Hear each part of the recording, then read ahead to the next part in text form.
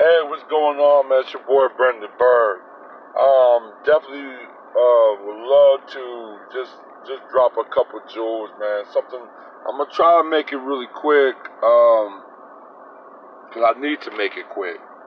But definitely, I want to talk about what's going on in Georgia right now. You know, now everybody knew that everybody now heard hearing the story now. This past week or so, this past week, about that black woman in Georgia, in Forsyth County, near Atlanta. It's like a suburban of Atlanta. She was found dead at this woman, one of her friends that was, that's white, at a sleepover, an adult sleepover. And the thing was, she was found basically unresponsive, but she pretty much was already dead, and she was found by one of the homeowner's boyfriend.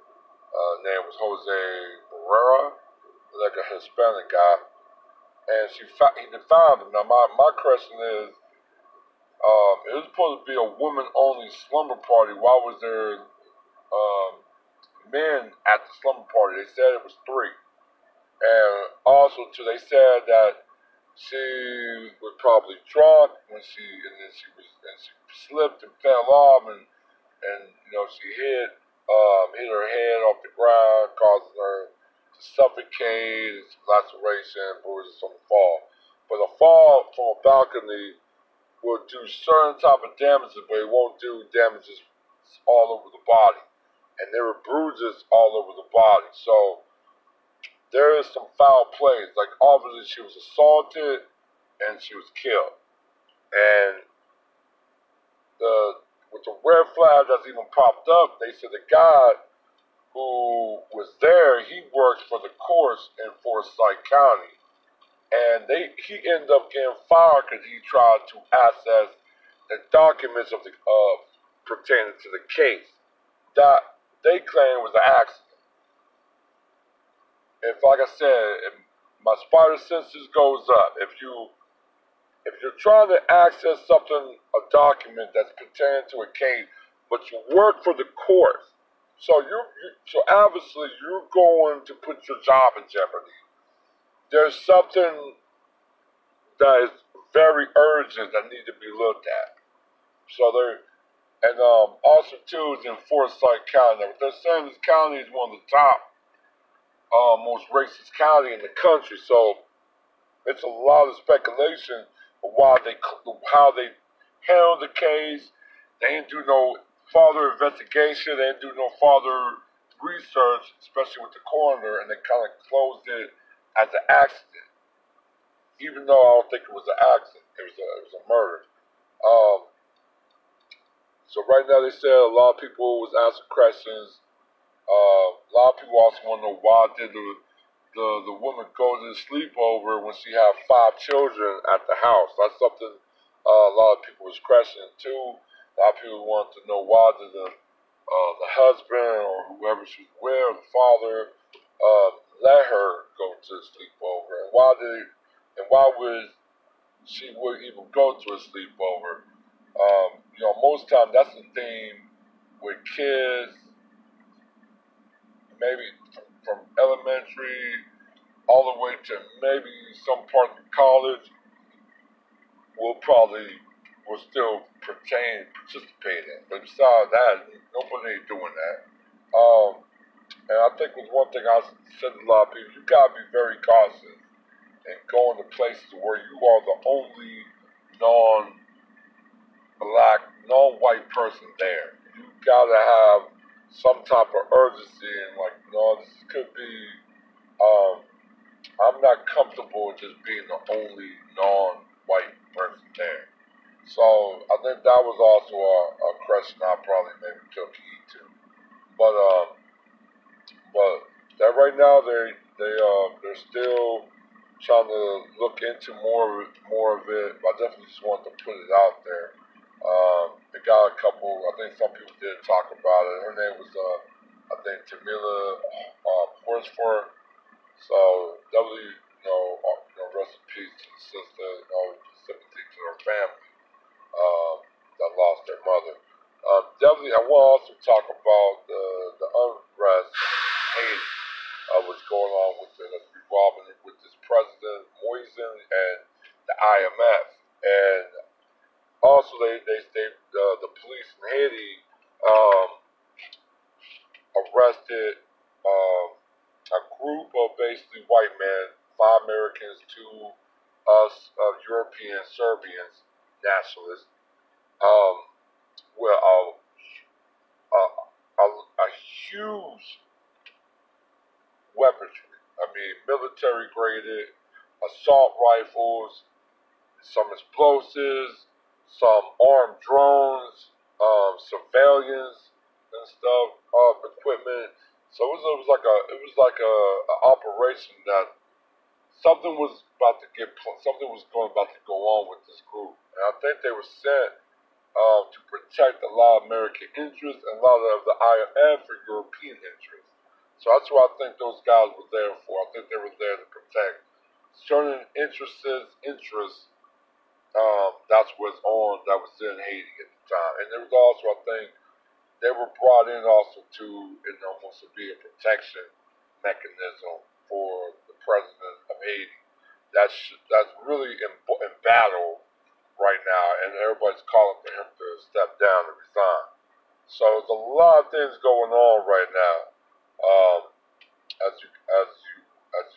when I'm telling you this, I think the next one I definitely want to talk about is just everybody claiming, putting their 2 cents in the hashtag of ADOS, and it's not a hashtag. It's not a hashtag. It's more of a political awakening, a conscious awakening, a self-interest, a group self-racial pride, and an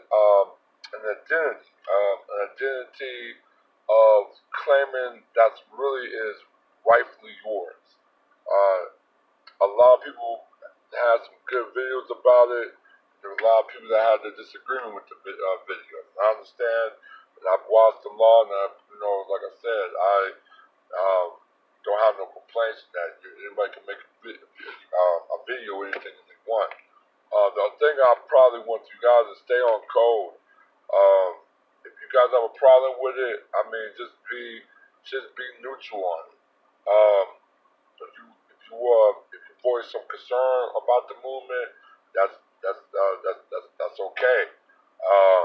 Then just research and talk to somebody that's more familiar with that movement, because they follow Yvette Cornell, Breaking Brown, and Tone Talk, and Antonio Moore. So you can definitely get your information from them too. Now there's studies. Yes, there've been studies for reparation.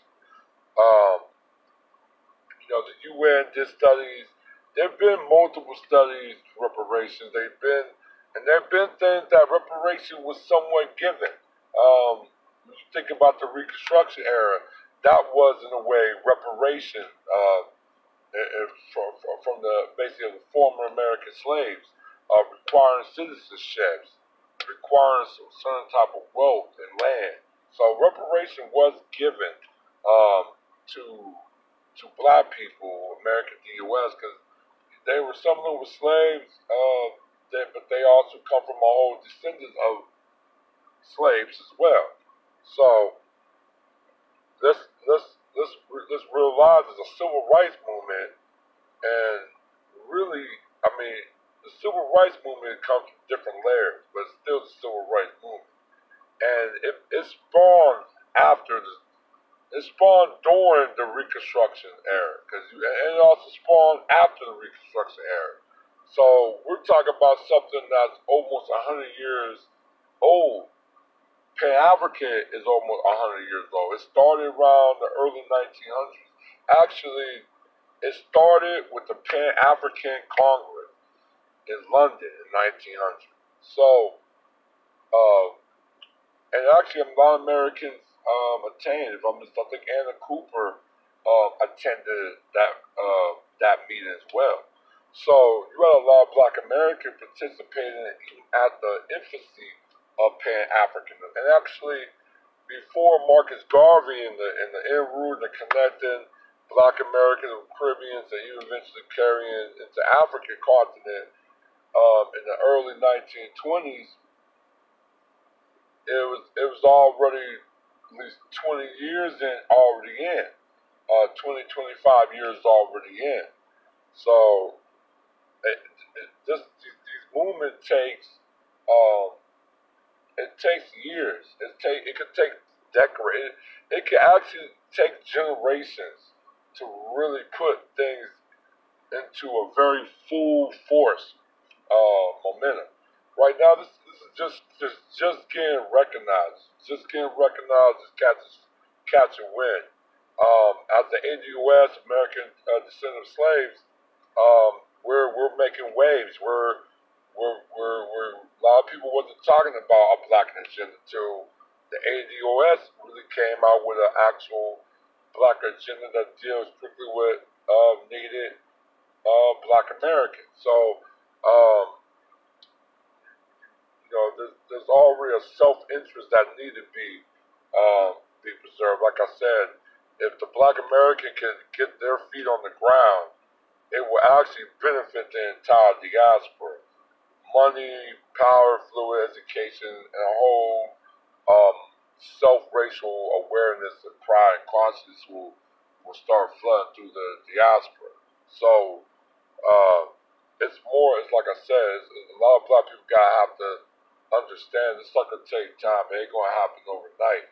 But but a lot of the people were not talking about the ADS movement. I didn't talk about ADS till a couple months ago because I was still on the fence from my last with the Pan Africa and this until Dr. Mumbai.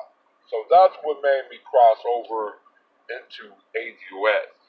And I'm like I said, I love it. I'm in my tribe. I love my tribe. So, um, and you can't claim an individual collective individualism, even as a bigger whole of a collective. And that's just really what it is. We just want to get our own specific name within the diaspora, but we also fighting for something that we need to make us whole again, because we are a lower class that is and will be in the future if we don't do anything about it, become a permanent lower class. So but to the people that's really just making videos just to really give hate, just step aside, man. You're off of code. You're off code. Just step aside. The best thing you can do is stay silent. Stay silent. Stay neutral. Don't even talk about it. You know what I'm saying? You don't talk about it, then that's cool. If you talk about it and you love it, then that's cool too. If you shout out to Rob. I listen to my man Rob Perk. Yeah, he supports the DOS. He got no problem with it. He's gonna stay neutral on it. He ain't gonna really. You don't know what's gonna happen, but he say he's not gonna get in the way of it. He just want to see where this go. You know what I'm saying? He's gonna say you a fool if you don't want reparations. I mean, if you feel that your ancestors were American slaves, you're entitled to a justice claim as much as I am, like all 36 million of us are. So that's just what I'm saying. It's not a hashtag. It's not a hashtag. I know the newer generation like to do hashtag and move around that, but this ain't no hashtag. So that's just what it is in my book. I definitely would like to I think there's finally a black awakening in Brazil right now, because I know they saying they starting a Black Lives Matter movement in Brazil, and I know right now Brazil is about to turn into a fascist state with the presidency and the government that's now in place. That's very anti-black, anti-African. So I think there's a new consciousness that's awakening in Brazil, like there's a new consciousness somewhere waking in Haiti, and there's like a consciousness also waking in Venezuela. So I mean, it's a lot of things that's getting called to play. But yeah, I just want to drop a little bit of that. I know a lot of topic, a lot of gumbo mixing going on, but I'm just trying to just cover bases I can. And I'll hit you guys up with another video real soon. All right, one.